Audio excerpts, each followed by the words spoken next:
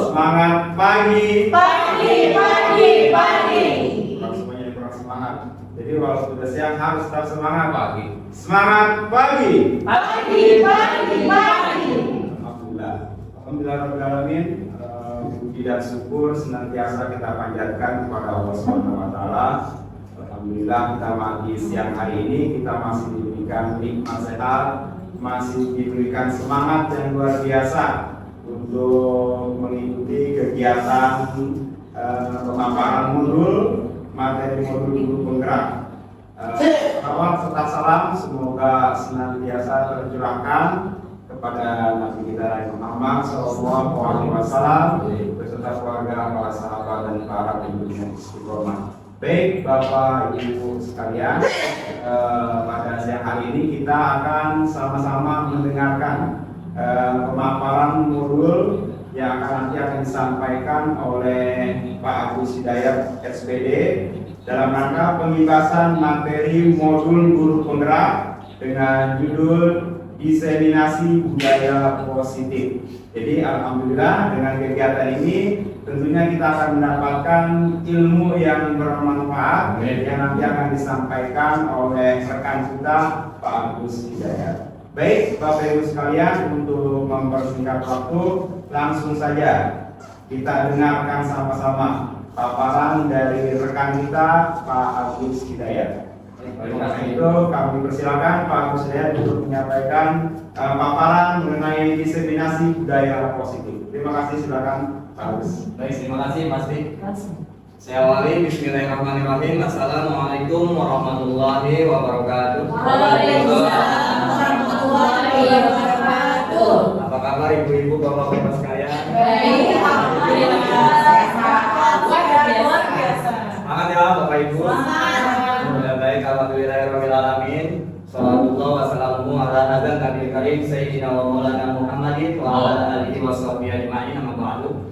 Rabbi shrah li sadri wa yassir li amri wa hlul 'uqdatam min lisani yafqahu qawli. Ya Fattahu ya Alim, ya Fattahu ya Alim, ya Fattahu ya Alim.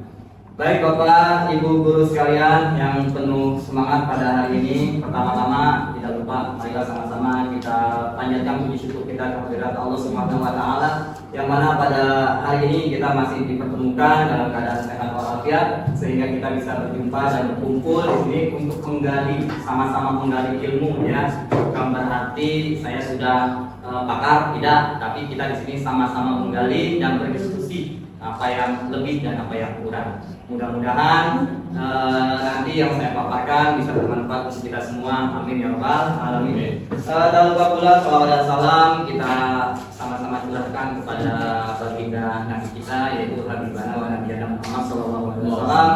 Mudah-mudahan kita diaku sebagai umatnya dan mendapatkan syafaat untuk semuanya di yaumil akhir nanti. Amin ya rabbal alamin.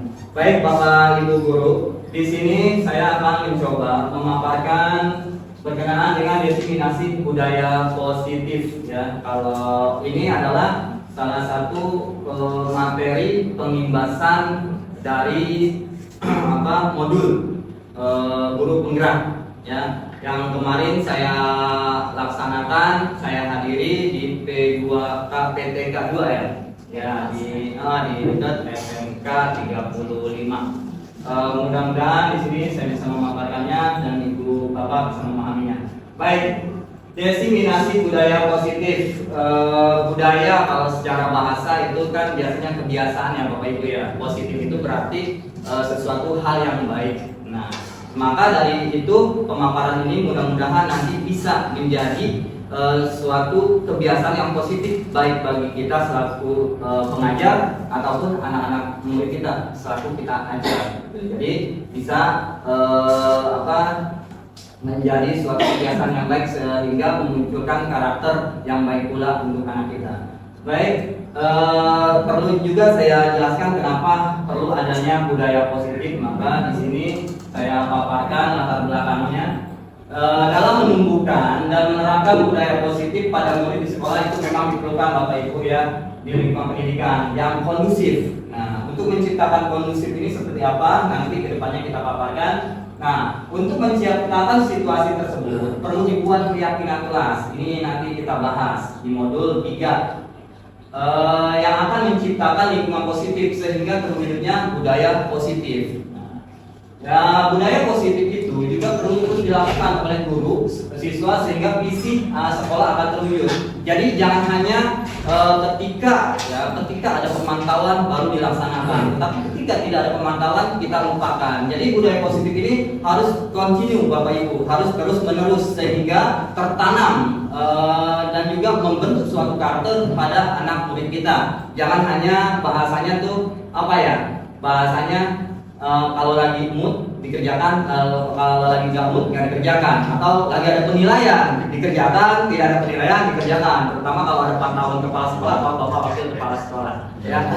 Budaya positif itu merupakan perwujudan, ini merupakan suatu wujud dari nilai-nilai atau keyakinan universal secara menyeluruh yang diterapkan di sekolah agar murid kita itu dapat berkembang menjadi pribadi yang kritis, penuh hormat dan bertanggung jawab. Intinya anak-anak dititipkan ke sekolah pasti orang tua itu berharap penuh kepada kita sebagai pengajar, ya Bapak Ibu, yang mana agar menjadikan mereka anak-anak yang berkarakter baik, yaitu salah satunya di sini tadi berpribadi yang kritis, penuh hormat dan bertanggung jawab. Dari 3 poin ini saja sudah luar biasa ya Bapak Ibu ya. Nah, hal ini juga selaras dengan tujuan pendidikan menurut Ki Hajar Dewantara yang dikatakan oleh Bapak Pendidikan kita, bahwasanya menuntun anak dengan segala kodrat yang ada agar mereka dapat mencapai keselamatan dan kebahagiaan baik sebagai manusia maupun sebagai anggota masyarakat. Nah, di sini juga bisa kita pahami dari kata Bapak Ki Hajar Dewantara ini, bahwasanya kita hanya menuntun, ya kita hanya menuntun, bukan membentuk sebenarnya. Karena pada dasarnya anak itu sudah kodratnya memang memiliki hal itu, memiliki hal positif. Jadi bagaimana kita menggali dan menanamkan hal tersebut pada anak, gitu. Sama halnya seperti kalau anak kita tanya, nah kalau buang sampah di mana? Pasti jawabannya di tempat sampah. Tapi apakah dia melakukannya secara terus-menerus? Tentu tidak ya Bapak Ibu ya. Nah oleh sebab itu anak tersebut perlu tuntunan agar apa yang sudah ada di hati nurani mereka itu tersalurkan ya atau tereksplor seperti itu. Jadi pada dasarnya kodrat manusia itu sebenarnya sudah ada hal-hal kebaikan. Nah, apa yang menyebabkan dia tidak menjadi baik? Nah, itu faktornya ada 3. Faktor teman, lingkungan, dan apa? Pergaulan. Itu. Nah, itu yang harus kita batasi di sini Bapak Ibu. Nah, adapun tujuan dari diseminasi ini yaitu untuk menumbuhkan dan menerapkan budaya positif pada siswa. Yang kedua, mewujudkan profil pelajar Pancasila sesuai dengan visi sekolah. Nah, ini sesuai dengan kurikulum kita Bapak Ibu, yaitu kurikulum Merdeka, yang mana di sana ada 6 elemen. Ya, ada 6 elemen ya Bapak Ibu. Ada yang hafal elemennya. Kita nyanyikan sama-sama ya. Belajar Pancasila, beriman dan bertakwa pada Tuhan Yang Esa, dan berakhlak mulia, berkebinekaan lokal, gotong royong mandiri, kreatif dan bernalar kritis. Nah, itu yang harus kita kejar Bapak Ibu. Yang ketiga itu menciptakan murid yang merdeka dan disiplin diri yang kuat. Yang keempat, timbulnya motivasi intrinsik dari murid untuk bersikap disiplin. Apa itu motivasi intrinsik nanti akan dibahas di depan. Baik, adapun modul yang kemarin dipaparkan ketika pelatihan kemarin, ini ada 5 modul yang saya dapat. Cuman saya mungkin akan memaparkan hanya 3 modul saja, yaitu keyakinan kelas, ya, terus juga kebutuhan dasar manusia dan posisi kontrol guru. Selanjutnya segitiga restitusi dan simulasi. Adapun yang 2, disiplin positif dan nilai-nilai kebajikan serta teori motivasi hukuman penghargaan, mungkin di lain waktu akan saya paparkan kembali. Ini modul kita yang pertama yaitu berkenaan dengan keyakinan kelas. Ya, itu Bapak Ibu bertanya, apa sih itu keyakinan kelas? Keyakinan kelas itu adalah merupakan sebuah metode ya Bapak Ibu untuk menimbulkan kembali disiplin positif ya, disiplin positif yang didasari oleh motivasi di dalam diri peserta didik gitu. Jadi ini adalah sebuah metode yang mana metode tersebut untuk menimbulkan kembali sebenarnya sudah ada tapi mungkin tidak dilaksanakan. Jadi ini adalah sebuah metode yang kita gunakan untuk menimbulkan kembali disiplin positif terhadap anak yang sudah memang pada dasarnya ada pada diri anak tersebut. Nah, adapun di sini tujuannya nanti kita bisa menganalisis pentingnya memiliki keyakinan kelas tersebut sebagai fondasi atau arah tujuan sebuah sekolah. Kelas yang menjadi landasan dalam memecahkan konflik atau permasalahan di dalam sekolah atau kelas. Menjelaskan proses pembentukan dari peraturan-peraturan beralih ke keyakinan kelas. Selama ini Bapak Ibu pasti sudah membuat peraturan kelas bukan ya? Ya. Sudah kan ya? Nah, nanti kita bandingkan apa itu, kenapa harus keyakinan kelas bukan peraturan kelas. Nanti kita jelaskan. Nah, di sini juga peserta dapat melakukan simulasi. Nanti kita akan coba simulasi membuat keyakinan kelas tersebut. Baik. Nah, ini juga ada pertanyaan, mengapa sih tidak peraturan kelas saja? Mengapa harus keyakinan kelas? Sebelumnya saya ingin bertanya dulu, sebelum menjawab ini ya Bapak Ibu. Sebenarnya itu peraturan dengan keyakinan sama atau beda? Berbeda. Oke, mungkin bisa dijelaskan pasti apa itu peraturan? Peraturan itu suatu aturan atau tata tertib, yang kita buat. Kalau keyakinan itu menurut saya sebuah yang harus kita lakukan dengan keyakinan, yakin loh. Ya. Kalau kita bikinnya peraturan yang ada di email kita tuh peraturan nih, tertib gitu ya. Tapi kita yakin kayaknya bunyinya lebih enak gitu. Ya. Satu lagi dari perempuan ini Ibu, kira-kira apa tuh bedanya peraturan sama keyakinan? Mungkin Bu Jura bisa memaparkan. Baik, terima kasih Pak Agus. Menurut pandangan saya, bahwa peraturan itu adalah sesuatu yang dibuat tapi dengan personal atau dengan institusi. Namun keyakinan kelas itu dibuat dengan ya seluruh kelas yang terlibat untuk membuat keyakinan kelas aturan tersebut gitu. Baik. Itu sih mungkin perbedaannya ya. Baik, makasih. Tepuk tangan dong untuk mereka. Terima kasih Bu Jura. Terima kasih Pak Fasi, terima kasih Bu Jura. Jadi pada intinya saya simpulkan ya Bapak Ibu.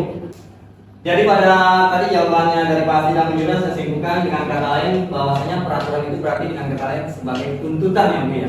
Jadi itu sifatnya nuntut gitu, harus, wajib gitu kan. Kalau enggak kamu akan gini gitu. Jadi kamu harus sifatnya menuntut walaupun secara diri mungkin menolak gitu kan. Nah, kalau keyakinan kelas saya simpulkan bahwasanya itu merupakan kesadaran diri yang ada pada diri orang tersebut gitu.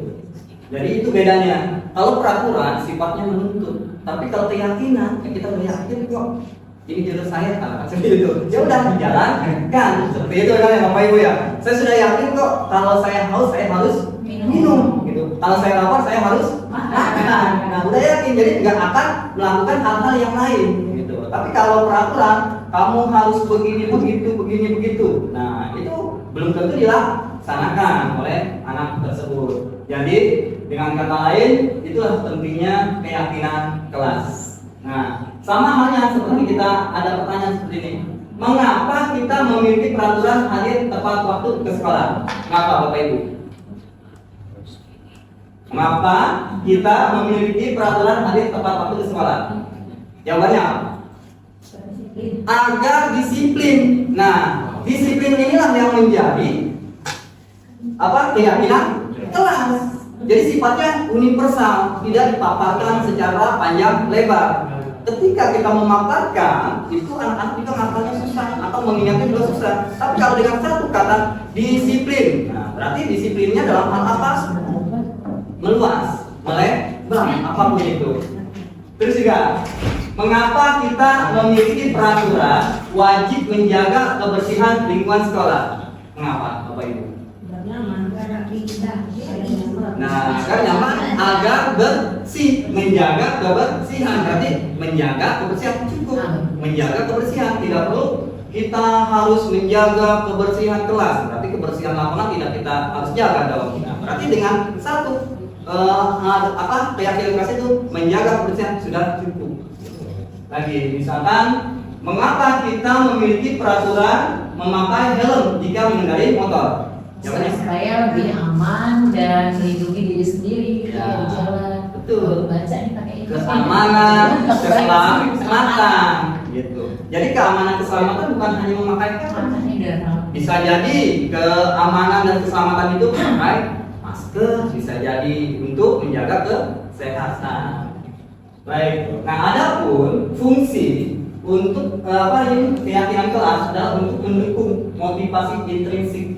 Motivasi intrinsik kembali ke nilai-nilai keyakinan lebih menggerakkan seseorang dibandingkan mengikuti serangkaian peraturan. Jadi sesuatu yang sudah ada pada dalam dirinya kita angkat, kita motivasi supaya anak tersebut memiliki kesadaran dirinya sendiri. Menurut Bapak Ibu, apakah keyakinan kelas dan peraturan kelas adalah hal yang sama? Tadi udah dijawab ya? Tidak, berbeda. Ya, itu jawabannya tidak. Terus yang kedua, keyakinan kelas melibatkan guru dan murid? Iya. Pastinya iya. Terus yang ketiga, dasar keyakinan kelas adalah nilai-nilai kebajikan atau nilai-nilai universal. Iya. Udah ada jawabannya. Ya. Nah, sekarang jawab. Apa nilai kebajikan atau nilai universal dari peraturan berikut? Saling membantu. Beli. Iya Pak Bu. Pak, Pedu? Beli. Kalau membersihkan lingkungan sekolah, apa kira-kira? Iya, 100 buat wajib menjaga kebersihan. Kalau mengembalikan buku pada tempatnya, disiplin. Kita lihat ya. Tanggung jawab. Jadi ini adalah serangkaian peraturan yang dibuat oleh kita, tapi sebenarnya kita bisa ringkas menjadikan keyakinan kelas yang mana akan menimbulkan anak lebih memahami dan menjalankan apa yang harus mereka lakukan. Baik, nah di sini langkah-langkah menyusun keyakinan kelas Bapak Ibu. Ini langkah-langkahnya secara acak. Kira-kira yang mana dulu Bapak Ibu? Yang pertama adalah berdiskusi memunculkan, betul Bu Jura. Yang kedua kira-kira yang mana Bapak Ibu? Berdiskusi. Berdiskusi. Iya, berdiskusi mengenai peran seluruh warga. Coba. Oh, ternyata mengubah peraturan menjadi kalimat yang lebih positif seperti yang tadi di awal ya Bapak Ibu. Yang ketiga adalah menyaksikan peraturan-peraturan menjadi nilai-nilai kebajikan atau keyakinan kelas. Kalau yang keempat, Berdiskusi.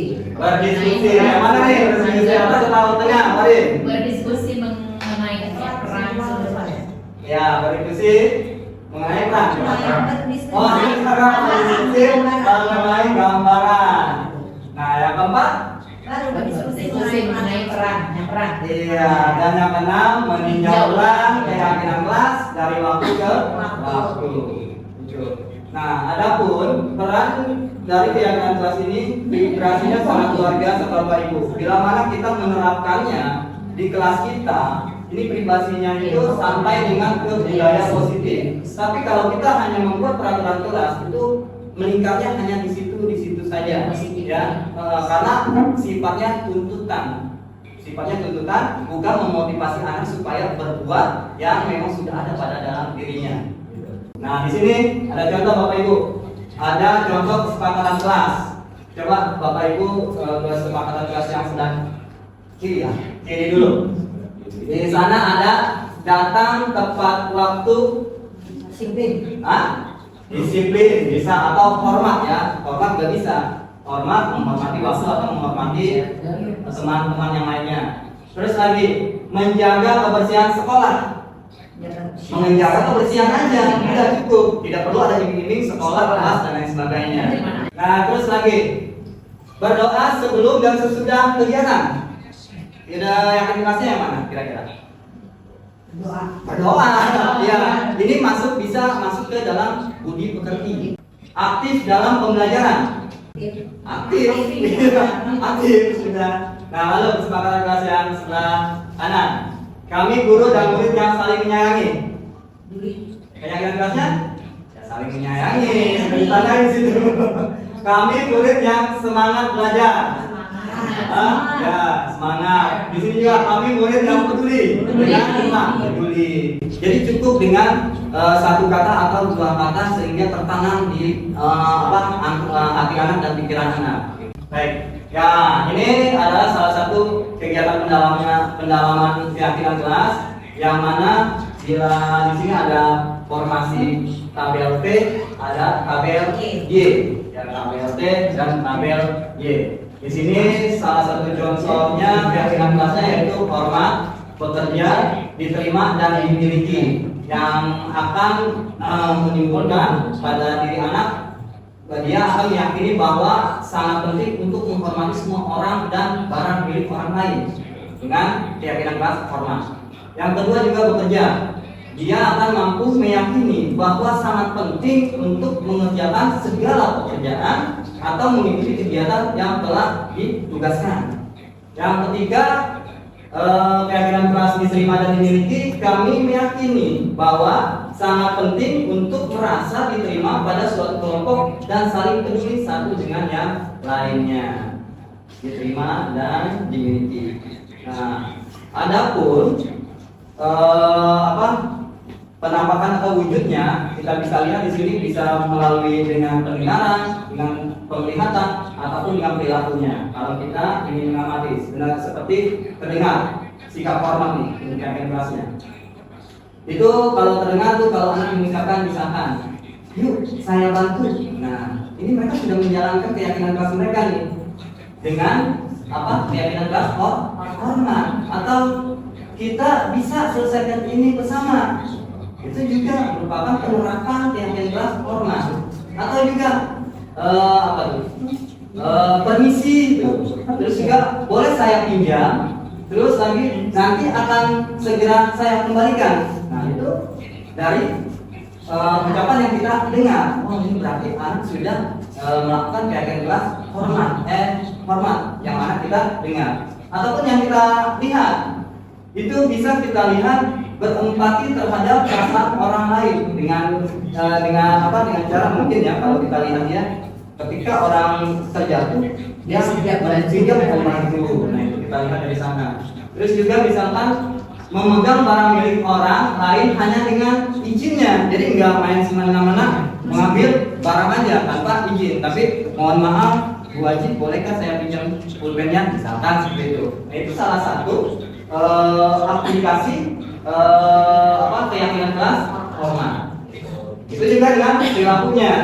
Misalkan tersenyum, ya kan? Kalau saya ketemu Bu Arin itu selalu tersenyum, berarti saya sudah melakukan perilaku hormat oleh Bu Arin dan Pak. Misalnya, atau juga di sini memberikan salam hormat atau berjabat tangan, saling dan sebagainya.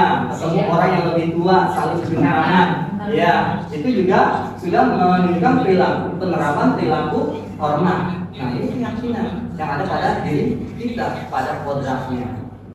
Nah, tidak tampaknya nih Bapak Ibu itu sering hadir terlambat, ya kan? Nah, tampaknya hormat itu seperti menyapa teman dan guru setiap hari. Misalkan, halo Miss Asna, assalamualaikum. Halo Pak Usman, assalamualaikum. Nah, itu tampak hormat itu sudah tampak seperti. Kalau tampaknya ada Pak Usman, sampaikan nama saya, bodo amat saya. Nah, itu. Atau anak murid ya, anak murid terhadap gurunya. Mohon maaf, kalau kita menyaksikan anak murid bertemu seorang guru berpapasan, ketika dia minimal ya, assalamualaikum Bapak, minimal itu, atau Pak, minimal itu.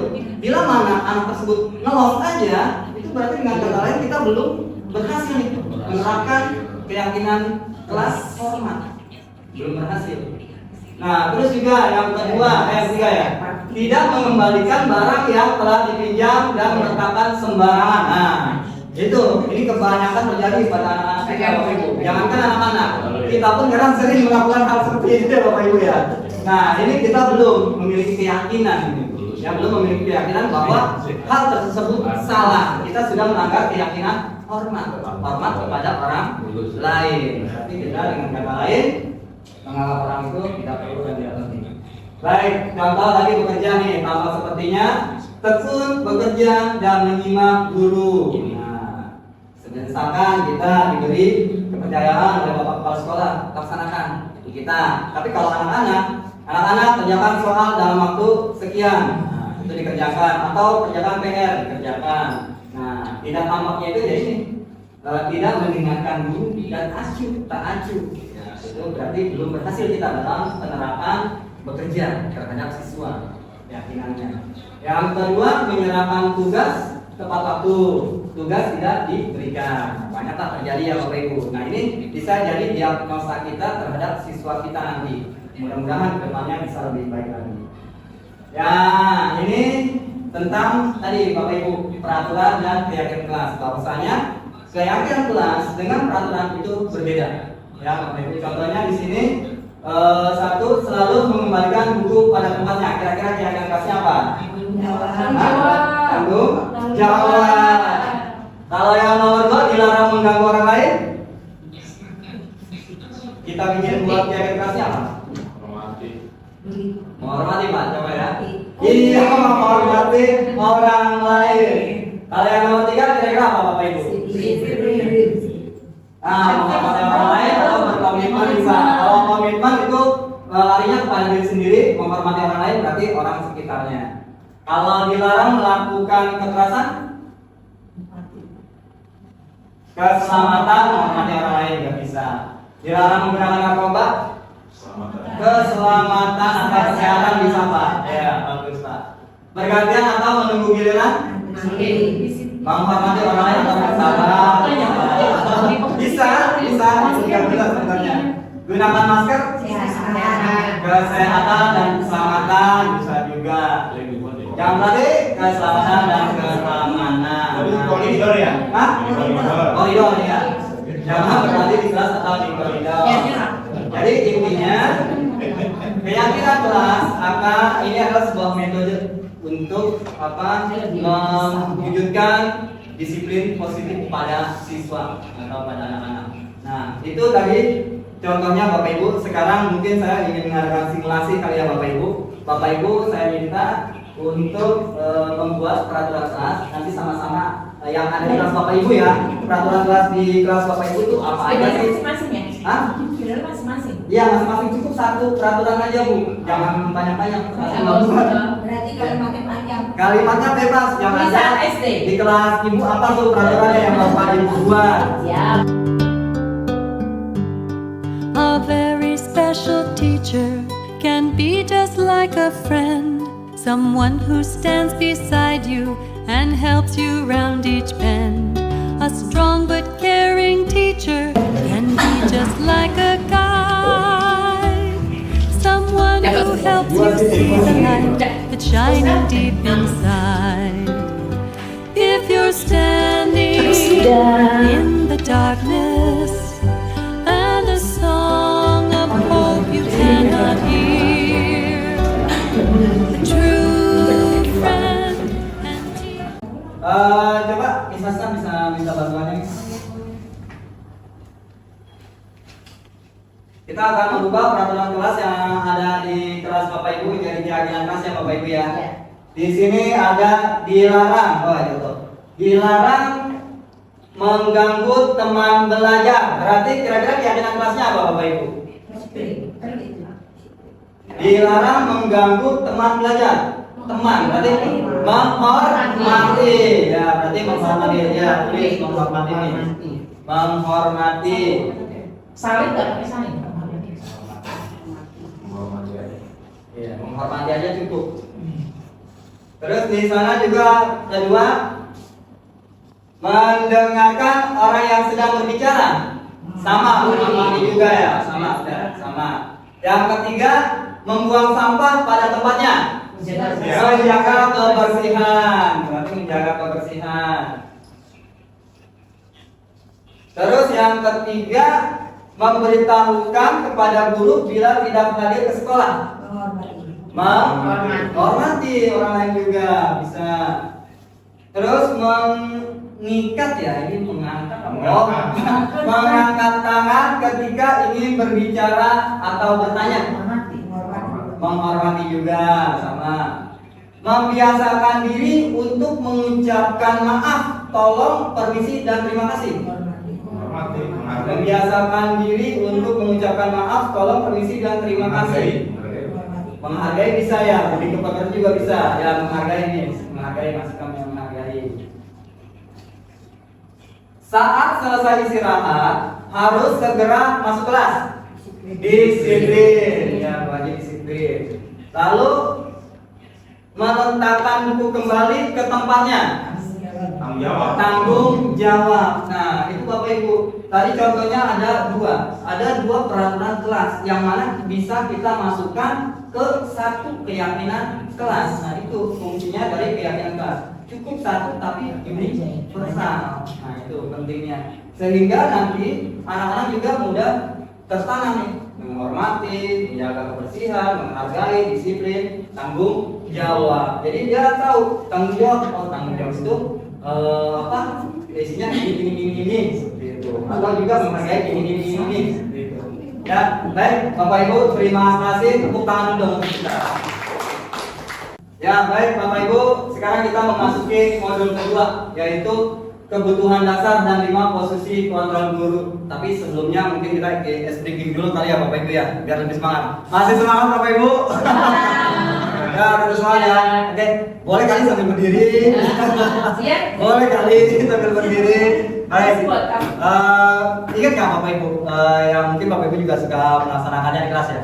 Satu jari kanan, satu jari kiri, ku gabung menjadi dua, jadilah jembatan panjang. Dua jari kanan, dua jari kiri, ku gabung menjadi empat, jadilah kamera ceprek. Tiga jari kanan, tiga jari kiri, ku gabung menjadi enam, jadilah menara tinggi. Empat jari kanan, empat jari kiri, ku gabung menjadi delapan, jadilah kelinci lucu. Lima jari kanan, lima jari kiri, ku gabung jadi 10. Ayo tepuk tangan. Ya, masing-masing. Baik, silakan dipakai Bapak Ibu. Agak ribet ya dikit ya. Biar semangat. Ya, baik, ini tentang kebutuhan dasar dan 5 posisi kontrol guru. Setiap manusia pasti memiliki kebutuhan yang Bapak Ibu ya, baik anak ataupun kita selaku pengajar. Nah, kebutuhan dasar inilah yang akan menyebabkan masalah ya, baik di guru itu sendiri ataupun di anak-anak bila mana tidak terpenuhi. Nah, di sini tugas kita untuk mengindikasi kira-kira apakah anak tersebut sudah terpenuhi kebutuhan dasarnya tersebut. Kalau memang tidak, maka anak tersebut pasti akan memunculkan masalah baik pada dirinya ataupun orang lain. Nah, di sini juga disandingkan dengan 5 posisi kontrol guru. Apa yang harus kita lakukan sebagai guru? Baik, kita lanjut Bapak Ibu. Ini tujuannya mungkin nanti bisa Bapak Ibu baca, nanti filenya akan saya berikan kepada Bapak Ibu ya. Kebutuhan dasar secara pengertian itu pada manusia merupakan unsur yang dibutuhkan oleh manusia dalam menjaga keseimbangan baik secara fisiologis maupun psikologis. Luar dalam nih Bapak Ibu. Hal ini tentunya bertujuan untuk mempertahankan kehidupan dan kesehatan. Ya, apa 5 kebutuhan dasar itu? Nah, 5 kebutuhan dasar itu yang pertama bertahan hidup. Yang kedua bisa penguasaan. Yang ketiga kasih sayang dan rasa diterima. Yang keempat kesenangan dan yang kelima adalah kebebasan. Nah, ini akan kita bahas satu persatu. Kebutuhan yang bersifat fisiologis. Nah, ini yang pertama, kebutuhan bertahan hidup. Apa saja kebutuhan bertahan hidup pada diri manusia? Yang pertama adalah kebutuhan yang bersifat fisiologis untuk bertahan hidup, misalkan kesehatan, rumah dan makanan. Secara garis besar apa Bapak Ibu? Sandang, pangan, papan. Nah, ini harus terpenuhi Bapak Ibu. Tidak terpenuhi aja masalah, ya. Ya, kayak misalkan nih Bapak Ibu, ya kan? Lagi nggak punya duit, ya, datang ngajar ke sekolah, pala pusing. Nah, itu bisa jadi korban anak-anak, gitu. Makanya harus terpenuhi. Harus terpenuhi. Begitu juga anak-anak. Bila mana tidak terpenuhi, katakanlah pangannya, ya kan? Setiap hari istilah katanya oleh orang tuanya dikasih Indomie terus, sehingga apa? Perkembangan otak atau juga perkembangan pada dirinya tidak secara maksimal berkembangnya, itu mempengaruhi juga. Nah, ini harus kita jadikan indikasi-indikasi kenapa anak ini seperti ini. Mungkin salah satu kebutuhan dasarnya itu ada yang berkurang atau tidak terpenuhi. Lalu yang kedua, kasih sayang dan rasa diterima. Ini kebutuhan untuk diterima. Nah, kebutuhan psikologis ini untuk disayangi dan diterima oleh orang tua maupun lingkungan sekolah. Kebutuhan kasih sayang dan rasa diterima meliputi yang pertama, interaksi sosial, memberi dan menerima kasih sayang, diterima menjadi bagian suatu kelompok. Nah, ini adalah kasih sayang dan rasa diterima. Nah, anak itu dalam satu lingkungan kelas, Bapak Ibu, belum tentu semuanya akrab, belum tentu semuanya main secara bersama-sama. Mungkin ada saja yang merasa gitu kan, saya tidak diterima kalau tidak bermain dengan kelompok itu. Nah, itu bisa jadi mengganggu faktor psikologis anak juga gitu. Sehingga ketika dia belajar itu mengalami gangguan-gangguan, belum tentu anak tersebut tidak mampu. Mungkin ada sesuatu hal yang dipikirkan, mungkin salah satunya tadi tidak merasa diterima oleh kelompok teman-teman yang lainnya. Nah, kita sebagai guru harus bisa mengidentifikasi itu agar apa? Agar kita keberhasilan dalam kita memberi pembelajaran terhadap anak. Kadang kita mikirnya apa? Kita mikirnya udah anak belajar aja lah, gitu. Memberikan tugas dan sebagainya. Baik, kebutuhan yang ketiga itu penguasaan yang meliputi kebutuhan pengakuan atas kemampuan. Nah, kebutuhan ini berhubungan dengan kekuatan untuk mencapai sesuatu, menjadi kompeten, menjadi terampil, diakui atas prestasi dan keterampilan kita, didengarkan dan memiliki rasa harga diri, keinginan untuk dianggap berharga, bisa membuat perbedaan, bisa membuat pencapaian, kompeten, diakui, dihormati, self esteem, dan keinginan untuk memberikan pengaruh pada orang lain.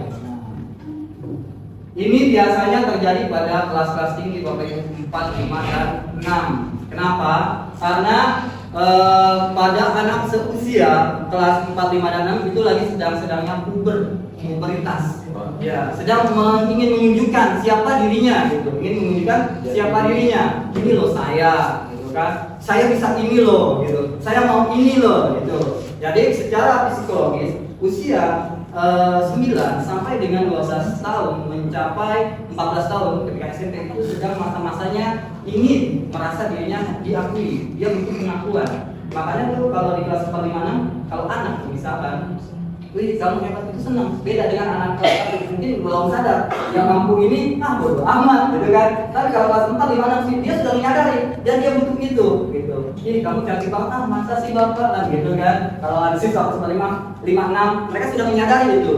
Jadi pentingnya kita mengakui terhadap apa yang lebih di mereka. Jangan sampai kita menjatuhkan, walaupun secara mungkin fisik, secara kemampuan dia lemah. Jangan sekali-kali kita tuh menghukumi mereka ya dengan ucapan-ucapan atau perlakuan-perlakuan kita yang sekira-kiranya bisa membuat mereka down gitu kan. Itu bahaya Bapak Ibu.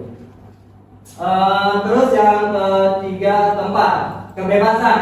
Nah, kebebasan ini kebutuhan anak pilihan. Ini kebutuhan untuk bebas, kebutuhan akan kemandirian, otonomi, memiliki pilihan dan mampu mengendalikan arah hidup seseorang. Anak-anak dengan kebutuhan kebebasan yang tinggi menginginkan pilihan. Mereka perlu banyak bergerak, suka mencoba-coba, tidak terlalu terpengaruh orang lain, dan senang mencoba hal baru dan menarik. Nah, itulah pentingnya kita mempelajari metode-metode pembelajaran. Nah, harus seperti itu. Jadi belajar tidak monoton di kelas saja, beri mereka kebebasan sekali untuk belajar di luar kelas sehingga tercapai keberhasilan yang kita inginkan. Terus juga contoh misalkan ketika kalau di kelas 6 yang pasti ya, di kelas 6 tuh misalkan nih ketika kita matematika kita kan pakai rumus tuh Bapak Ibu. Kadang kita memberikan rumus hanya satu, tapi sebenarnya masih ada rumus yang lainnya. Ya pasti ya seperti itu ya.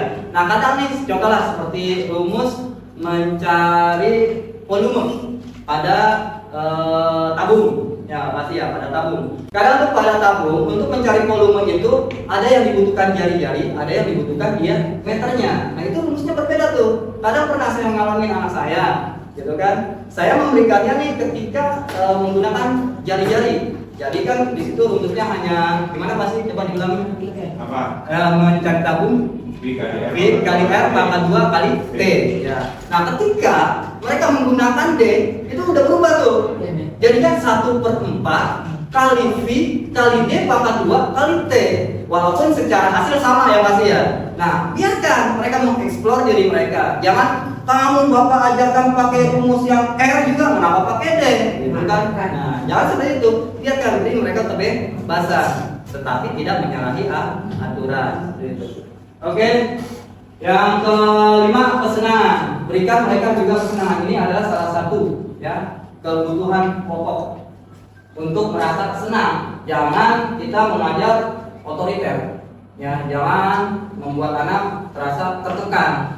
Sesekali berilah mereka kesenangan, apapun itu bentuknya. Kalau anak-anak ya bapak ibu ya, kayak di contoh ya kan ada anak-anak lagi mentali, seneng anak-anak itu, ya kan? Atau juga ayo anak-anak kita menggambar bahasa kelas 2 itu nggak boleh itu. Makanya kalau pelajaran PJOK paling digemari anak SD itu emang benar gitu. Karena apa? Mereka mendapatkan semuanya tuh, kesenangan, kebebasan, ya kan? Iya, bebas dan kesenangan itu udah pasti didapat oleh mereka. Nah ini adalah 5 kebutuhan kita ya Bapak Ibu.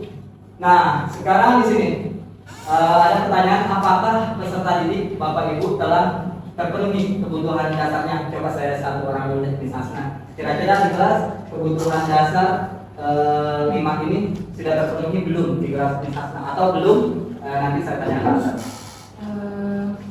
Mungkin ada beberapa untuk penguasaan ya, karena kan kondisi anak berbeda-beda untuk penguasaan. Tapi kalau kasih sayang, kebebasan, kesenangan, karena saya kelas rendah, itu sepertinya sudah. Karena setiap mau pulang itu saya selalu tanya, senang tidak sekolahnya hari ini gitu. Jadi kalau mereka senang, pasti mereka jawab senang gitu. Itu berarti penguasaan jadi PR untuk Nisasna. Itu lebih mengeksplor lagi. Kira-kira kalau pasti di kelasnya gimana pasti? Kalau di kelas 6 yang pertama itu sebetulnya di penguasaan kemudian kalau di kelas 6 itu mungkin berbeda dengan kelas 6 tentang hal kasih sayang ya hati-hati deh kalau di kelas 6 itu kan kita memang dekat dengan anak-anak kayak kelas 1 kelas 2 kayak saya ngajar siang kayak saya berperilaku seperti anak kecil gitu dan sebagai gini-gini. Tapi ketika belajar di kelas 6 saya nggak bisa berperilaku seperti anak kecil. Jadi kasih sayangnya itu agak terbatas gitu, ada terbatas. Paling hanya memberikan perhatian ketika memang dia nanya ya saya berikan. Baik. Nah di sini juga ada studi kasus Bapak Ibu. Satu studi kasus. Di sana ada Dinda, seorang anak kelas 3 SD. Begitu tiba di rumah, sepulang sekolah menangis dan mengadu kepada ibunya bahwa dia benci kepada Nurani, gurunya. Menurut Anda, menurut Bapak Ibu nih, mengapa Dinda benci terhadap Nurani? Kira-kira kebutuhan apa yang berusaha dipenuhi oleh Dinda dari kebutuhan dasar yang tadi? Kasih sayang. Kalau anak kelas 6 nggak nangis dia nggak. Itu kita kasih lagi Bang Mimpi ya. Kasih sayang dari jawabannya. Nah di sini ada tahun ini Dimas menjadi murid kelas 1 SMP. Dia senang sekali ketika di sekolahnya dia mulai belajar bahasa Inggris. Setiap hari dia belajar bahasa Inggris. Dia terlihat rajin dan bersemangat sekali belajar sampai akhirnya dia bisa bicara dalam bahasa Inggris. Sederhana, dengan baik dan lancar. Kebutuhan apa yang telah dipenuhi oleh Dimas? Itu juga tuh di bahasa saya apa namanya tadi?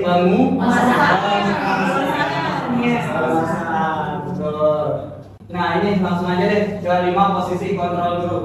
Kita sebagai guru memiliki 5 posisi kontrol. Yang pertama penghukum, pembuat rasa bersalah, teman, pemantau, dan manajer. Ya. Jadi dalam mengontrol kelas kita ini fungsi kita nih sebagai penghukum, membuat rasa bersalah, teman, pemantau, dan manajer. Nah kira-kira dari yang ada ini coba Bapak Ibu sedikit patuhi aturan saya atau awas. Nah ini kira-kira kita sebagai penghukum. Nah Ibu sangat kecewa dengan kamu. Nah itu membuat rasa bersalah. penghukum, pembuat acara besar, teman atau manajer ya. Ingat ya. Iya. Terus lagi nih, Bapak Ibu, peraturan apa yang telah kamu lakukan? Nah, ini kira-kira kata-kata sebagai apa? Hah? Enggak. Ayo, yang mana? Atau Hah? teman Teman lebih tepatnya. Nah sekarang nih, ayo bantulah demi Bapak ya. Saya balikin lagi. Apa? Mantap. Mantap. Nah lanjut. Apa yang kita yakini? Apakah kamu meyakininya? Ayo, kira-kira apa? Manajer. Ini disusunnya emang sudah paham. Ya, seperti itu. Nah, jadi kira-kira nih kalau saya tanyakan kepada Bapak Ibu, terutama nih coba buat Menyesaro, kira-kira buat Menyesaro termasuk tipe yang mana nih? Apakah pemukul, pembuat rasa bersalah, teman, pemantap atau manajer? Manajer ya. Oh, berarti buat Menyesaro levelnya sudah semuanya nih. Kalau sudah manajer berarti pemantap iya, teman iya, pembuat rasa bersalah iya, penghukum iya. Jadi memang ini semuanya Bapak Ibu harus kita kuasai kita sebagai seorang guru. Oke, saya rasa cukup ya Bapak Ibu. Tadi rencana ini 3 modul, tapi saya rasa untuk hari ini 2 modul saja. Kurang lebihnya saya mohon maaf dan terima kasih juga atas kesediaan Bapak Ibu untuk hadir dan menyaksikan pemaparan saya. Tapi sebelumnya kita stretching dulu lah. Nah, sebelum saya tutup, stretching lagi. 1, 2, 3. Saya ingat, saya tahu, saya lihat, saya ingat, saya katakan, saya mengerti, saya lakukan, saya pahami. Oke, saya akhiri. Wassalamualaikum warahmatullahi wabarakatuh. Baik Bapak Ibu, beri tepuk tangan untuk saya yang pada hari ini alhamdulillah sangat luar biasa memberikan kita pemahaman, inspirasi tentang yang pertama itu adalah bagaimana perbedaan antara peraturan dengan keyakinan. Ternyata selama ini kita kelas itu membuat peraturan kelas ya, bukan keyakinan kelas. Ternyata sekarang ada perubahan. Jadi yang kita buat adalah keyakinan kelas. Kita hari ini mendapatkan sebuah inspirasi baru bagaimana di depannya kita bisa membuat menentukan keyakinan kelas. Kemudian di modul yang kedua mengenai kebutuhan dasar dan 5 posisi kontrol bagi guru. Jadi alhamdulillah kita semuanya sudah mengikuti paparan yang sudah disampaikan oleh Pak Gus Dayas. Sekali lagi kita berikan tepuk tangan untuk Pak Dayas yang sudah biasa. Baik Bapak Ibu sekalian, untuk mengakhiri acara ini tentunya akan lebih baik kita tutup dengan doa yang akan dipimpin oleh Pak Ustadz Muhajirin. Saya selaku pembawa acara MC mengucapkan terima kasih.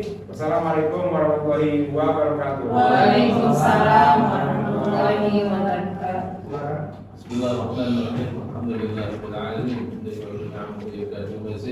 Ya Rabbana lakal hamdu wa lakal syukru kama yanbaghi li jalali wajhika wa sultanik.